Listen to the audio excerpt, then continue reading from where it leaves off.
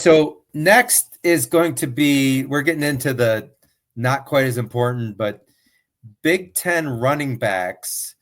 For a while, running backs really got less importance as far as draft stability, right? Because the NFL has looked at running backs as more of a commodity now. We'll pull up a free agent, abuse them for 3 or 4 years, and then move on and pick up another running back. So really, but we've got one team in front and then a 4-way tie for second. So I'm going to ask for the top 3, but technically there's 5 teams here with one team in the lead and then 4 tied for second. So JR, who would you think would be amongst the top three-ish for running? I'm just going to stick with old reliable Ohio State. That seems to be in just about all of them.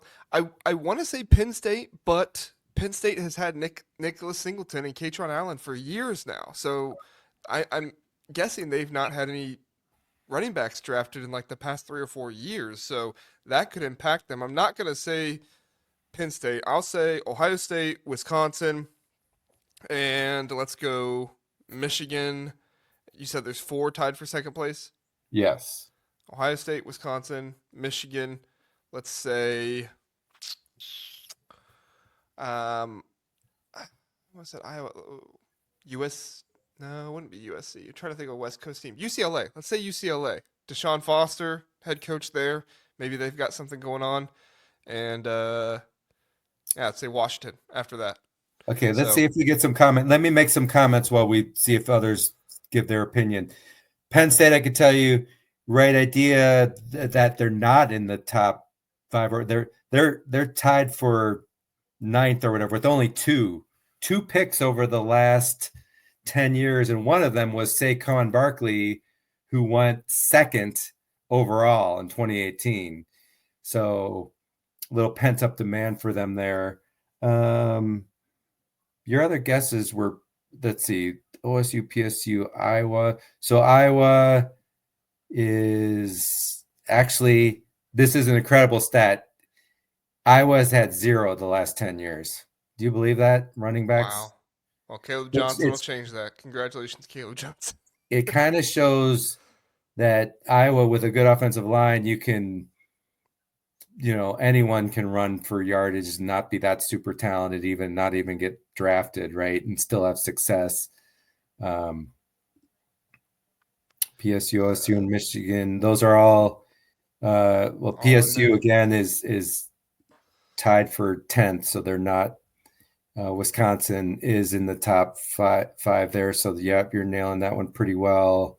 Or not Oregon though. Oregon is just like Penn State, only 2 running backs for Oregon, so they're tied for 8th also. Maryland has got 3, so Maryland's tied for 6th with Northwestern, surprisingly. Northwestern. Sky U Pod asks if Bucky Irving counts. He does not because it's the school they finish at, correct? Yeah, it's where they finished their career at. Yeah. Last one, Rutgers. Rutgers is, they're among the many with 2, so tied for 8th in the Big Ten. All right, let's show it, JR. UCLA with the most running back picks in the Big Ten over the last 10 years with 5. No first-round picks, but that makes them tied for 4th in the nation.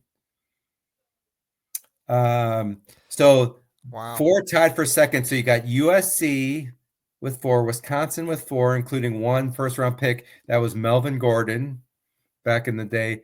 Michigan's there as well with 4, no first-round picks. Ohio State has 4. Their 1 pick was Ezekiel Elliott. He went 4th overall in 2016. So interesting. Only 3 first-round draft picks for the Big Ten. This isn't just a Big Ten thing, though. Just people aren't selecting first-round running back picks. Although I could say this year, Ashton Gianti is going to go in the first round for sure. Yeah. I don't know if anyone else is. 15 possibly. Yeah, that's right. But, Minnesota, that's another surprise, another Minnesota surprise to me. Only 1 running back chosen over the last 10 years. And that was 10 years. It was 10 years ago, 2015. Right. So it really does go to show if you have a strong offensive line, you don't need a marquee running back to do well. Right. Right. Who was that one Minnesota? Do you For have Minnesota? Let me look them up. Let's see. Oh, where are you?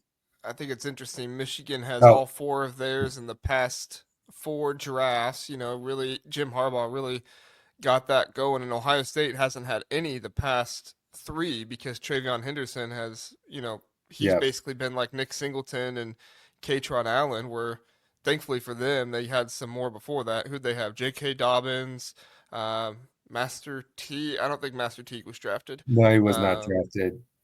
Before Dobbins. Because Dobbins was 2020. Yeah. David Cobb was Minnesota's running back, 5th round pick for Tennessee.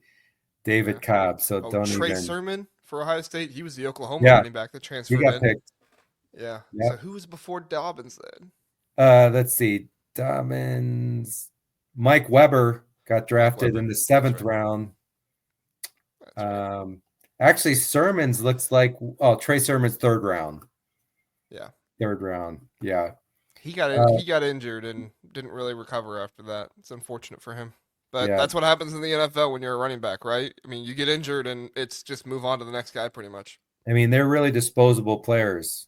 Yeah. I mean, think even Zeke Elliott, as great as he was only great for like 4 or 5 years, and then he was too beat up. He's like the longest lasting running back probably on here. And he was drafted in 2016. I can't think of another one drafted back then that's still in the league. So Wisconsin, they've kind of spread theirs out over the years. That's really cool for them. Who'd you say Melvin Gordon was in 15 or 16? Yeah, that would have been 16. Yeah. Yeah, 16. Let's see, Wisconsin. Derek Watt actually has a fullback. Braylon Allen, which was just last year to the New York Jets in the 4th round. Jonathan Taylor.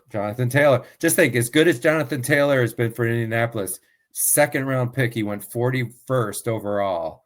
For that dude, I mean, if Jonathan Taylor would have came out 10 years earlier, he'd have been like the 10th pick in the draft overall in the 1st round. He would have been. I mean, it's amazing how that position group has just completely changed as far as how the NFL treats it, Doesn't mean it's not important. It's just they just can use free agency to get a good running back, right? And you don't have to expend that draft capital. It's not a premium position, so they don't spend it unless it's a unicorn type guy like a Barkley or a Zeke Elliott. All right. I do think we need to mention before we move on, and I know we'll move on here in just a second, but give some praise and admiration to Northwestern and Maryland there, both with 3. Northwestern kind of quietly producing guys into the league, and then Maryland had those 3 straight guys in a row in 19, 20, and 21. Give them some praise. Yep. Yeah, that's Anthony McFarland Jr. for Maryland. Ty Johnson, a 6th round pick in 2019. And then Jake Funk. I don't even remember that guy. Jake Funk. 7th round pick. So I got to be careful saying that one or we'll get the explicit tag. Oh, that's right. I might get kicked out of another thing beyond a hotel room. Yeah. All right.